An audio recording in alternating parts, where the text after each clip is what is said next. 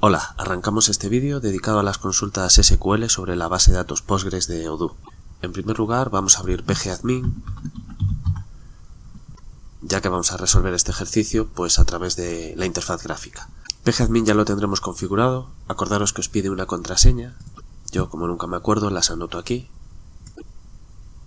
y esto me permite recuperar todas las configuraciones anteriores. Pues como ya estaba configurado, aquí tenemos el servidor de base de datos Postgres de Odoo. Y voy a utilizar las herramientas que tengo aquí para resolver el ejercicio de la unidad 3. El primer apartado me pide crear una tabla en la base de datos con un cierto nombre, con las iniciales de tu nombre, pero bueno, puede ser cualquiera, no hay problema, con una serie de campos con sus tipos de datos. Antes de hacerlo, vamos a ver cómo están hechas las otras tablas. Entonces, es tan sencillo como ir a cualquiera de ellas, pues por ejemplo esta misma, y pinchar aquí donde pone SQL. Entonces nos aparecerá en esta parte de aquí la sentencia SQL que consigue construir esta tabla.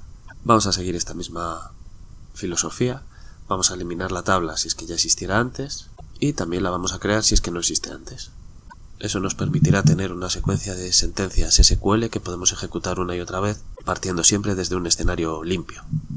Bueno, como veis, al crear la tabla hay que ponerle un nombre y después, encerrados entre paréntesis, una secuencia de nombres de campo y su tipo de datos. En algunas ocasiones estos tipos de campo llevan algún parámetro extra. Así que vamos a poner la nuestra. Para ello nos vamos a herramientas de consulta, y aquí será donde vamos a escribir nuestra consulta SQL y aquí nos aparecerán los resultados. Os dejo en los apuntes la sentencia SQL que es necesaria, es muy sencillita.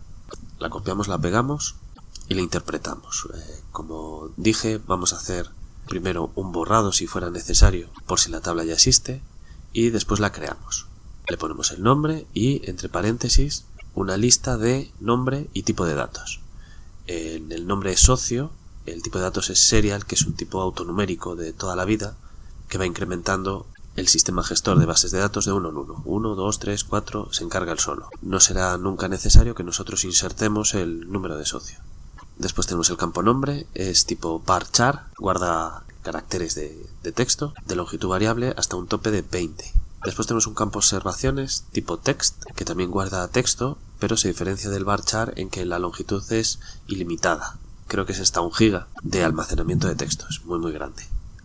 Tenemos también el campo cantidad, que es un entero tipo int, y tenemos por último la fecha de alta, que es un tipo de datos date. Los tipos de datos son muy parecidos al resto de los sistemas gestores de base de datos, tal vez encontréis alguna diferencia aquí en Serial, pues con respecto a otros sistemas gestores de base de datos como MySQL, que harían exactamente esto mismo pero con un parámetro de autoincrement. Todos los sistemas gestores de bases de datos, MySQL, Microsoft, Postgres, se diferencian en algo del estándar SQL. En Postgres, por ejemplo, tenemos tipos de datos geométricos, por ejemplo el punto, y algunos otros tipos de datos relacionados, por ejemplo, con direcciones. Además de esto, en el ejercicio nos piden que socio sea la clave primaria. Podríamos haberlo puesto aquí como un parámetro dentro de la línea de socio, o también se puede poner después aparte. Cerramos el paréntesis de la definición y punto y coma para cerrar la sentencia. Con esto debería crearnos la tabla, vamos a probarla. Esta primera línea nos dice que la tabla AAA no existe, así que se salta este paso. Esto corresponde a lo de eliminar la tabla. No genera un error el intentar borrarla, sino una advertencia porque no existe. Y después se ejecuta el siguiente comando y nos devuelve crear tabla, señal de que la ha conseguido crear. Vamos a actualizar las tablas, a ver si las vemos aquí ya. Y aquí aparece.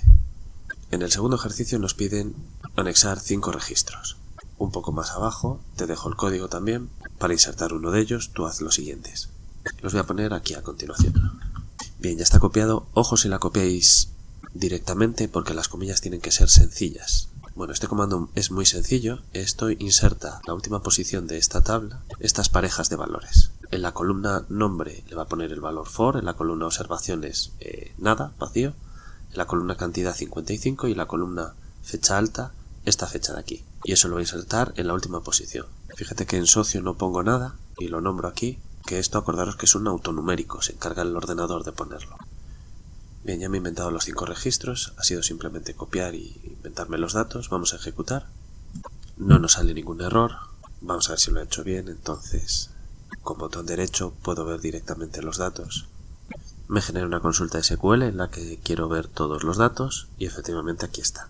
Siguiente apartado me pide hacer una consulta SQL en la que se muestren todos los datos ordenados ascendentemente por la fecha de alta. Y casi me puedo basar en la consulta genérica esta que me hizo a través del botón derecho. Lo único que tendría que cambiar es el campo, la columna a través de la cual habría que ordenar. Y pego la sentencia SQL que os dejo en los apuntes. Vamos a ejecutar. Y efectivamente vuelve a hacer todos los pasos. Me borra la tabla porque sí existía, me crea la tabla con estos campos, inserta estos 5 valores y me devuelve una consulta ordenada ascendentemente por fecha de alta. Y efectivamente, esta es la más antigua, esta es la más moderna. La siguiente es una consulta SQL también, un pelín más complicada. La primera muy sencilla, era prácticamente trivial. Esta es más complicada, esta y esta son las dos complicadas. Esta tercera era una consulta con una sola tabla. Esta cuarta es una consulta con una sola tabla pero que hay que recorrer varias veces. Y esta última es una consulta con varias tablas. Son los 3 casos que se pueden dar. Vamos con la 4 entonces, que es una consulta en la que hay que recorrer la tabla al menos 2 veces. Aquí lo que me piden es el nombre del registro con la fecha más antigua.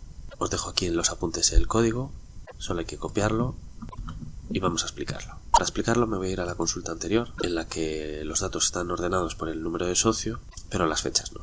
Si yo tuviera que hacer este ejercicio a mano, en las que tengo que dar el nombre de la fecha más antigua, lo primero que haría sería recorrer la tabla viendo cuál es la más antigua.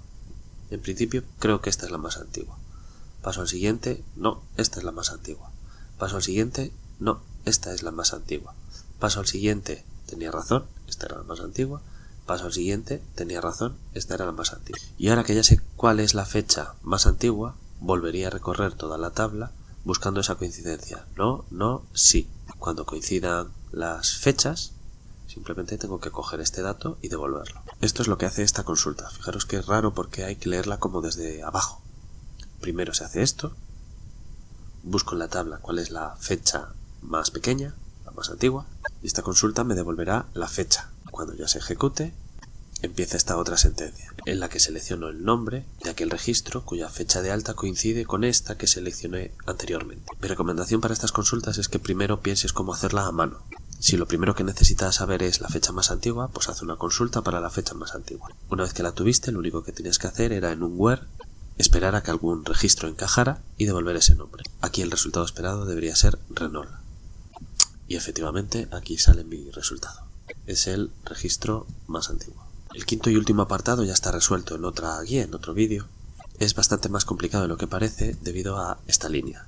En versiones antiguas de Odoo el crédito concedido era un campo más de la tabla ResPartner, pero desde hace unas versiones hasta ahora mismo, hasta la actualidad, el crédito concedido se guarda en otra tabla. Esta última consulta es una consulta más complicada. Es más complicada porque hay que usar al menos 2 tablas y no todos los registros de la primera tabla de ResPartner tienen correspondencia con la segunda tabla en la que está el crédito concedido, con lo cual la consulta requiere de un left join. Esto ya está explicado en otra guía, en otro vídeo, con lo cual te remito a ella para que soluciones esta parte.